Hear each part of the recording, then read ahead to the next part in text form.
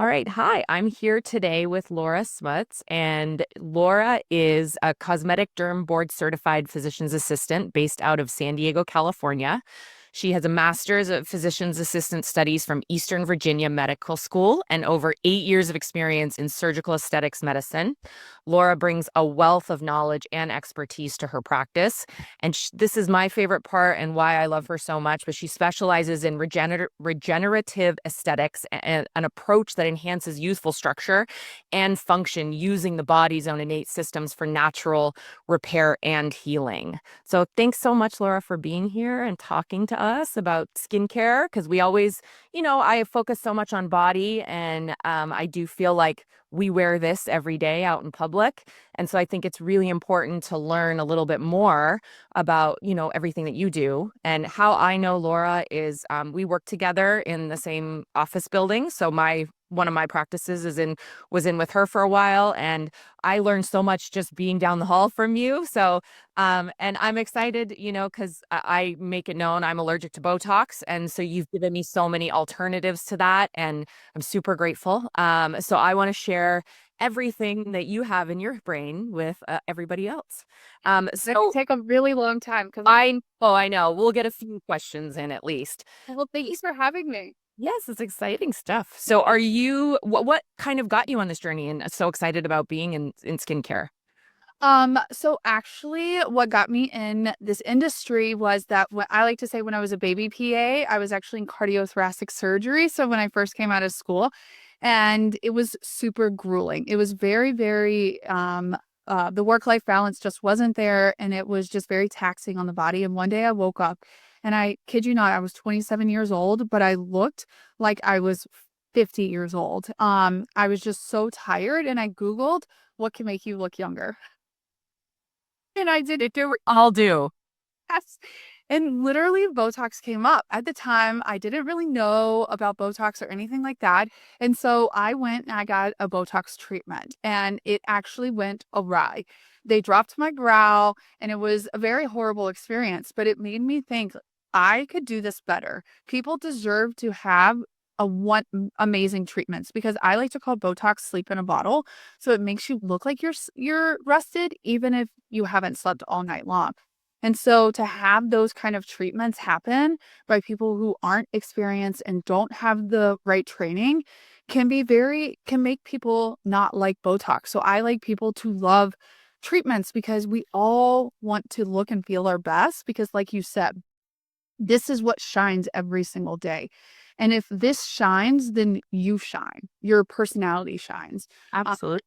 And so I kind of dove in from there. I trained with a facial plastic surgeon for 2 to 3 years, almost 3 years. And then I slowly have moved into only aesthetics. I love it. And I mean, I know from personal experience with you, you take so much time with your patients. So, and I think that that's lost, and that's something I teach, empathy and time. And you and I've had those conversations many times about how that's kind of a missing link about caring and actually listening to what your patient wants and needs. So I think with your experience with your actual hands-on patients, let's go a little bit backwards and kind of dive right into preventative stuff. So like you said, you were 27. So let's say, there's women in their 20s and what should they be doing to set themselves up for success later? The first thing I get everybody on is honestly a sunscreen. I'm very, very nitpicky about which sunscreens are best and which sunscreens are not great. There are ones that are very, very famous that celebrities have put their stamp on that actually do nothing for you. So, what sunscreen is doing is that one, it's preventing cancer, which we all don't want cancer, but then two, it is also helping to prevent the breakdown of collagen. Collagen naturally breaks down as we age. So anything that can help prevent that breakdown is going to, one, keep you looking younger for longer. Collagen is the structure of your face. So when you think about collagen, it's this one of these protein words that we throw out there that everybody's like, I don't exactly know what it does. I like to say it's the pinchability of the face. So if we have high collagen, then we can't really pinch the face that much. As we age, collagen breaks down, the skin gets thinner, and now we're able to pinch the face. But the single best thing that you can do is help prevent the breakdown of that even faster sunscreen. Okay. Okay. So then that would be your main tip. What about someone in their 20s, like you said you were 27 and you went and got Botox? Like when is too soon to get Botox? Like what is the, sort of age that you should start looking into that stuff? That's a really hard question to answer. And the reason is because nobody actually needs Botox. I love that when people say, "Do I need Botox?" And I say, "No, nobody needs Botox. Like we don't. We do it because we feel like for me specifically, I just felt like I looked super, super tired. And so it can be because someone has a line that they feel like that they want a little bit of help with, or because they're constantly being told, why do you look angry? So there's really no start time and there's really no end time to Botox. With that said, though, we don't want to start Botox when we're 18 years old. And the reason is because using it for many, many, many, many, many, many years, we can become a non-responder, which means that Botox doesn't work for you. So if you're in your 40s, if you're in your 50s, if you're in your 60s, and we want to use Botox to help prevent wrinkles, and we become a non-responder, we've already used it and therefore it's not really active and it's not doing what it's supposed to be doing. Okay, okay. So getting into 40s and 50s, obviously you're saying like everything starts to change. We do lose collagen, everything slows down, our hormones get, some people get hormonal acne, like it's crazy. So what is actually happening to the skin, as we get older?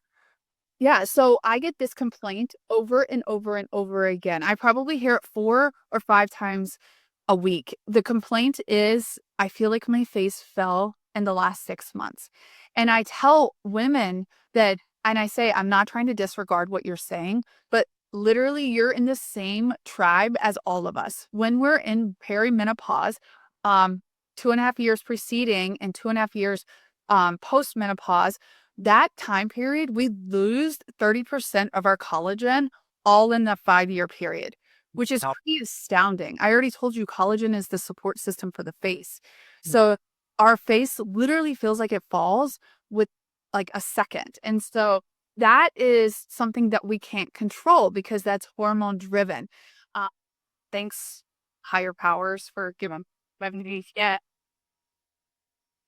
And so, what with all the other things. top of all the other things, I know. And then also another little fun fact is that our bones actually shrink about 20 to 40% faster than men's do, which means the structure of our face, I like to describe it as like the bed and then the sheet. So when we're nice and young, we're on a king size bed and our sheet is a king size sheet. Well, what happens is that the bed keeps getting smaller, meaning our bones keep getting smaller, but then the sheet keeps getting bigger because we're losing the collagen. And Okay. if you can imagine in your head, when we're going through menopause, that sheet actually goes from like a queen size all the way down to a twin. But then the sheet is getting bigger too. And so it's something that we're trying to keep up with, but there's not much that we can do. There are things that we can do in aesthetics to help with that outside of surgery, about like replacing bone and stuff like that with fillers, with regenerative treatments, which is where I really truly love, is because we use your own body to produce its own effects. So it's very natural. It gives subtle yet profound results, which is how I like to describe it. And then it also provides very long lasting results. So let's talk a little bit about that, just because that's something obviously that I've talked to you about since I can't do Botox or fillers. So, you talked to me about PRP and Easy Gel, those kinds of things. Is that what you're talking about, regenerative? And do you want to explain that treatment and what it is? Because I had no idea that existed. You were the first person who told me I could do that because I'm like, I can't do any of these things. And I'm like, well, I guess I'll just play the long game. It's like obviously red light I use and I have a good skincare routine and all of that. But, I mean, I was like, man, I want something. And so you were like, hey, do this. I'm like, what? Well, I think it's all about, first of all, it all starts with really listening to the patient. Because if I told you, for instance, you're allergic to Botox. So if I told you that you only had Botox as an option, then I'm not helping you because I'm trying to fit a circle into a square peg. Yeah. What I try to do is I try to find everybody's pain points, and I try to find everybody's, what I like to call everybody's happiness radar. That means, like, where do we get to where you feel that the investment was worthwhile? If I can't move the needle enough to get to your happiness radar, like where your happiness is, then I don't really recommend those treatments. And the reason is because you're going to feel like there were results left on the table. I'm going to see that the results aren't 100% there. And so nobody's really happy at that point in time. Yeah. So I think first it starts with listening to the person, and then offering multiple different types of treatments. So for you specifically, we we thought about doing lasers, which lasers would be a really good option for you. Or we could do Easy Gel, which Easy Gel is a filler that is very similar to HA filler, which is a synthetic filler. And when you think filler, I am Southern, so I say fill her up. So filler fills her up. Order is replacing lost volume that is just naturally lost over time. And for you, it would be like essentially filling up these wrinkles that have developed in your forehead. But it is a natural filler that is produced 100% through you. The tubes are completely empty.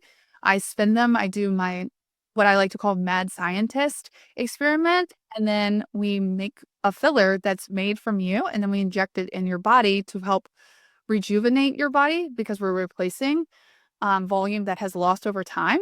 And then we also help with skin quality because it is harnessing your body's own healing mechanisms. And when you do that, you produce collagen and elastin. That's amazing. I mean, that is so cool. And I know you do prepare your patients ahead of time for stuff like that as well. So what do you put them on that gets them ready for that kind of a treatment? Well, we want to make sure that we optimize your body's ability to produce collagen and elastin. And I like to describe it as if you don't eat enough amino acids and vitamins on a day-to-day basis, these vitamins and amino acids are water soluble. So you key them out every single day. So, for instance, yesterday I ate a Greek salad for lunch. Today I'm going to go buy Chick-fil-A because I love me some Chick-fil-A. So today, I'm not gonna get the same nutrients that I did yesterday. So if I were asking my body to produce collagen and elastin, then I could not do it today. And I like to describe it as building a house. If you're trying to build a house, aka you're trying to produce these results that require your body to make their own results. If I ask you to build a house, but that requires 20 windows, but I only give you 10, how many houses can you build? You could build Right. half of the house. So if your body doesn't have the key ingredients and the building blocks to produce collagen and elastin, you'll only get half the results. So I optimize patients from the get-go. I like to say I start with the ABCs to get you the XYZs. To get you the outcome, you have to help me with the ABCs. I love all these analogies. I'm going to be stealing some of your little. I love analogies. I'm an analogy queen. Like Well, that's relatable, right? Because obviously we don't understand, all the sciencey terms because I deal with that in red light trying to explain, if I say joules and nanometers and output, like they don't know what that means. So you have to do that. And that's what's important to make sure your patient's educated on what they're doing to their face, right? So they feel safe. That's my biggest thing, right? So I think that's amazing that you can explain all of that. Like I get it, right? I totally get what you're saying. Well, and that's something that you find very, very important as well, is that the education piece, I think, is the most important aspect of everything because it gets you and your client on a team. It's not a dictatorship, meaning you're not telling them what's best for their body and they're not telling you what's best for your body, and you're speaking different languages. If you can get on the same side and become a team, then you're both talking the same language. You both are looking out for the same goals, and therefore you will achieve the goals for the patients. They're going to be more happy, you're going to be more happy, and we're all going to be happy. Yeah, and realistic expectations, I think, too. That's really important. So what would you say is the most common mistake you see people make with their skin as they age, especially? I think the most common mistake that they make is honestly not getting on a good skincare routine. I tell every single person that comes in the door that what we're doing here is jump boosting your skin and the skin quality. But if you go home and you do nothing, then you're basically doing everything in here for naught. It's similar to diet and exercise. If you're only going to exercise, but then you go buy Chick-fil-A every single day, you're never going to achieve the results that you want to achieve. And the reason is because you can go and get a personal trainer 5 days a week, but if you eat unhealthy 3 meals a day, 7 days a week, Not gonna work. it cannot offset each other. Right, right. So, okay, so let's demystify skincare a little bit. So, what is like a simple, effective kind of skincare routine? And I know obviously you probably have to go in age groups. Like, you're not going to have a teenager using retinol. You know what I mean? But It's good though. interesting. Okay, so there you go. I would not know. And so let's talk about this. What is good preventative skincare when you're younger, and then what should we be doing in our 40s? Like I know I use hyaluronic acid, I use retinol, I use sunscreen every day and moisturizer, but I mean, in what order? How what if I miss a day? That kind of stuff. Yeah, so these are questions that I filter out all the time, in which I have a sheet that when patients are here, we make check marks and we can actually fill out in person to optimize their skincare. And I always say that there is an order of priority and an order of like importance, I would say, as far as quality of ingredients. And I always say over the counter versus nothing. I would always prefer you to do over the counter. And the reason is because something is better than nothing. And then we go into medical grade is always better than over the counter. And the reason is because there is skincare that is over the counter that feels really nice for the skin, but if it's not getting down to the dermis, like it feels great, it has that silky smooth feeling, but if it's not getting down to the dermis, then you're not actually doing anything active for Okay. your skin. Like you need to encourage these cells to do stuff because they are inherently lazy and they don't want to do anything. And then above and beyond that is always prescription grade strength. So it is nothing over the counter, medical grade, prescription strength. And what I love about prescription strength is that one, it's free. Your insurance pays for it. So I send in all prescriptions that I possibly can into patients. Now, not every patient can handle prescription strength. I'm one of them. My skin is just too sensitive. So I actually have to use medical grade because it is the drying effects of the prescription strength tends to be a little bit Much. too much for my sensitive skin. I look like the hair in your picture right there. That would be me. I'm like that too. Yeah, I really would be like bright. Yeah. And then as far as skincare, I always say that there's a triad that I highly encourage every single patient, regardless of your age, to be Okay. on. And that makes it super easy because there are things that we add that we need to add as we age. But regardless of your age, everyone should one wash the face, but that is outside of the trio because washing your face is just It just happened. yeah. But a retinol is truly anti-aging, and I like to tell the story of this gentleman that I actually have as a patient. He has been using retinol since the time that he was 20 because he has psoriasis on his face, and he's had to do it because it helps keeps it at bay. Huh? Interesting. So he has been using retinol since he was 20 years old. Fast forward now 50 years later, he is 70, his wife is 60. He looks younger than his wife. His wife is also a patient of mine who has been using medical grade retinol for a very, very long time, but he looks younger than her and she can't stand it. And the reason is because he's been using it for 50 years because he's had to for medical purposes. Interesting. So So, the earlier you can get on a retinol, the better. Obviously, don't be pregnant while on a retinol because we don't want baby to have an arm coming out of the head. Bryce. But outside of that, a retinol, and then a vitamin C, because a vitamin C is used in the daytime. So I told you retinol is anti-aging. It helps to produce collagen. And you'd put it on at night, the retinol, after you wash your face? After you wash your face, you put the Okay. retinol on. So everything goes back to collagen production. We either want to increase collagen production or we want to prevent the breakdown of collagen production. And the reason is because I already told you collagen breaks down normally. It's our structure of our face. When that breaks down, we lose the structure. It becomes thinner.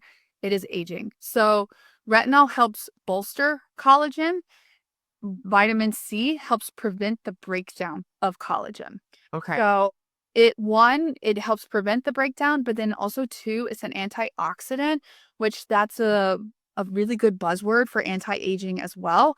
And then three, it also helps with brightening up of skin tone. So if you have highs, if you have lows, it helps even out skin tone as well. Okay. It's an amazing product. And then vitamin C, you said, is the next one. That is vitamin Oh, C. sorry. I mean, and then what's the third one? The other thing is with vitamin C that a lot of people don't know about is that it actually makes retinol more potent. So that's very kind of like the studies have shown that if you use vitamin C at the same time as retinol, then your retinol has even more anti-aging effects, which The is carrier, kind of. yes, yes. And then the third is sunscreen, which Okay. we've kind of already talked about. And then what about hyaluronic acid? Where does that fit into that? And what age and why? So hyaluronic acid is very, very important to get on when you're in your 35 and on. And the reason is because hyaluronic acid, again, over the counter, hyaluronic acid actually has been proven time and time again to do nothing. It's essentially like putting water on your face, unfortunately. And the reason is because, I mean, this gets a little bit technical, but there's long chains and there's short chains. And if you can imagine, I like to say it's kind of like big Legos and small Legos. Okay. I like to use Legos because my kids are nice and young, so they Yeah. play with Legos all the time. If you try to shove big Legos into your skin, it's not going to go. There's just like the pores are too small. You can't get a big object down deep. So you need small chain hyaluronic acid to slip through and get down to the dermis. Oh, interesting. Okay. The way that hyaluronic acid is made is that it is far easier to make long chain hyaluronic acid than short chain hyaluronic acid. But the short chain ones actually are the ones that are doing stuff for your body. The long chain hyaluronic acids actually cause inflammation, thus, more skin issues. Yeah, more redness, more inflammation. And it causes your skin to actually break down collagen a little bit faster. So definitely medical grade. And medical grade, can you buy medical grade from like Amazon or online or anything? Right? Yeah, okay. As long as how do you know it? Does it say medical grade on it? So that's a little bit tricky because what I look for is I look for skincare that has actually had clinical trials. So skincare doesn't have to be FDA approved. It's very much with the wellness supplement world as well. You do not need FDA approval. Therefore, you do not need to prove that it is doing the things that it is saying that it's doing. You can just slap that on a bottle and you can say, hey, this is going to make you look 20, even though you're 70. You can say that. You don't have to prove those claims. You can just say that that's what it does. So I say the easiest way to determine if something is going to be effective is, does it have clinical trials or data backing it up? Meaning, can you Google it on Google Scholar and say that there has been some kind of trial? And the trials for aesthetic purposes are very low. Like they're 10, 20 patients. And the reason is because it's not a same trial as if you were doing it for a cardiac med where you Right. have to have 1,000 people. That was something that was confusing to me when I first moved to aesthetics, is that I was used to looking at studies with hundreds, thousands of patients. Yeah. Yeah. And then you go to aesthetics and it's 10 patients and you're like, how is this, like, you can't constitute data based off of 10 patients, but you can in aesthetics. Interesting. And I mean, I send a lot of my clients for light and that kind of stuff to PubMed. Yeah. So, and it's a lot of people don't know about it or that they can find the studies there themselves. So that's cool because I like to empower women, especially to do research on their own and educate themselves on what they're putting in their body and on their body. I mean, the skin, it's a very large organ. So, and it's absorbing into the body everything that you're doing. So you want to make sure that it's well backed and studied. Absolutely. It's the largest organ that we have. It's the most important organ that we have. I mean, with the exception of the heart, to be honest with you, because it is our buffer for everything. And so if our barrier is impaired by whatever we have caused that impairment, then we ourselves will feel those effects. Yeah, absolutely. So when does someone really seek out someone like you to get work done or seek help, I should say? I would say I see women for a variety of reasons. I once met a woman because her granddaughter told her that she looked wrinkly like a dog. I Oh, grandma. No filter when they get older. they don't, man. Once have seen a woman. I see many women who are either kind of starting a new relationship or ending a new relationship, meaning they are getting married in the next year or two, or they have recently gotten divorced. I most of the time I start seeing women in which I like to describe it. When you look in the mirror, we all have an image of ourselves. Like right now, without if you close your eyes, you see yourself. And the reason is because we constantly look at ourselves day in and day out. Now, as time ticks by, the person we see in our mind becomes different than the person that we see in the mirror. It is a true fact that they start diverging. Oh, wow. And so that's when women start saying, I feel like I just look tired all the time. And the reason is because when we're out and about, we don't necessarily feel tired. But then when we look in the mirror, that person that we're used to seeing isn't the person that's being reflected back to us. And so I usually see women when that diversion starts happening because they want to make it converge again. And so I say that my job is to help you see the person in your mind reflected back on you and Oh, whatever that might entail. whatever that is. Oh, Yeah. I like that analogy. So, okay, so what are the biggest myths about skincare? Um, I think the biggest myths about skincare is that you don't need to do it, to be honest with you.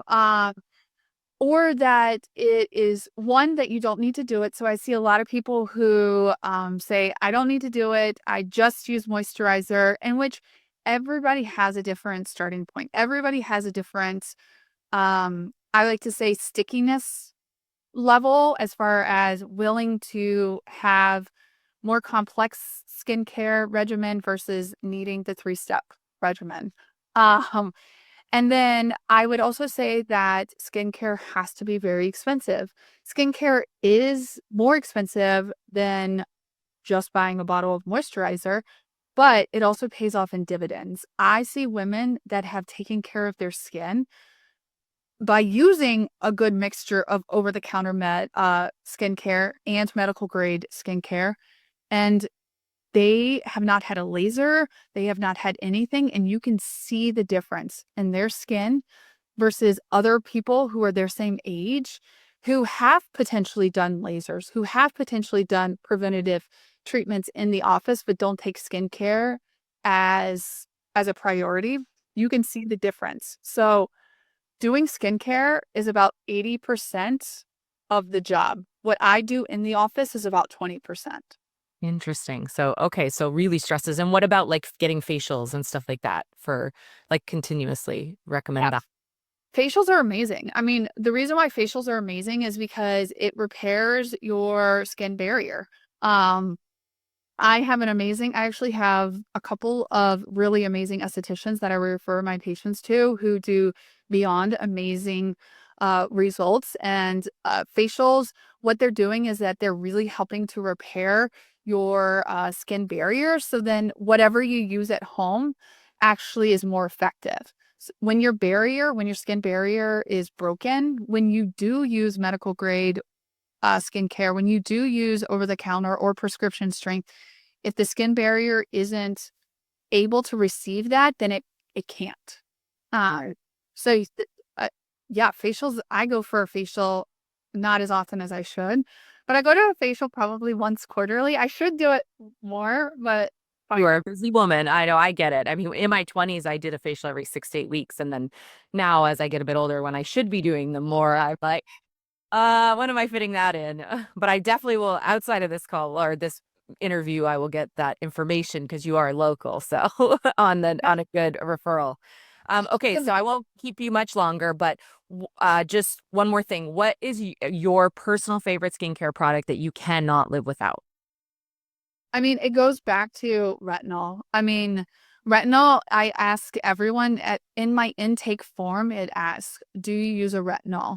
And if the answer is no, I tell everyone, I say, we need to get you on a retinol. I can literally look at your skin and tell whether or not you use a retinol or not. And the reason is because it's clear as day via texture. So the texture on your face, I can tell whether or not you're using a retinol, because what retinol does is it also exfoliates that top layer of your skin. And so by exfoliating the top layer of your skin, which is just a bunch of dead cells doing nothing, you expose these little baby cells underneath that are more plump and more viable. It is like I could get super nerdy on how wonderful retinol is on a cellular level, but it is like I can tell by just looking at people. Well, I will be using mine now consistently. Not for the skull. I mean, I do use it. I've been better, but I mean, I think also it's somewhat genetic. For me, I grew up in Canada, not a lot of sun, so I didn't have to worry as much from my younger years, sun damage and all that stuff. And, just genetically, I've been fortunate, but I do know like I have a lot of clients that just struggle really hard with skin and it's tough. So it's really, and it's your face. Like it's like your hair. You're wearing it every day, and you could cover, your belly, or you could dress for your size, but you can't do anything with this. You Yeah. could put makeup on, but that's about it. But what if you have acne? Like it's just really difficult. So I appreciate you taking the time. Now, if someone wants to find you and get more information, especially if they're local in San Diego, or I mean, let's say they're coming here on vacation, which a lot of people do, and they find you and they want to book you. How do they do that? They can go onto my website, is boldconfidentyou.com. And the reason is because I want everybody to be bold, to be confident, and to be authentically you. Um, and so the name of my practice is Bold Confidence Aesthetics. Or they could text or call my phone number, which is 858-223-9044. I answer questions all the time on there. When you text, you either get me or you get my front desk person. But if I have time, I like to text back myself. So you can ask any of the questions. If you have any other questions from this podcast, I'm more than happy to answer them as well. Awesome. Well, thank you so much for taking the time, Laura. I learned a ton. Then I did this. I'm like secretly doing this podcast. I'm secretly selfishly learning so much as well. So lucky. Listen, I have a lot of thoughts up in here. I love sliding my nerd glasses up, and so I'm willing to spread the knowledge wherever I can. I love it. All right. Well, have a great day and love and light. Have a great one. Thank you for having me.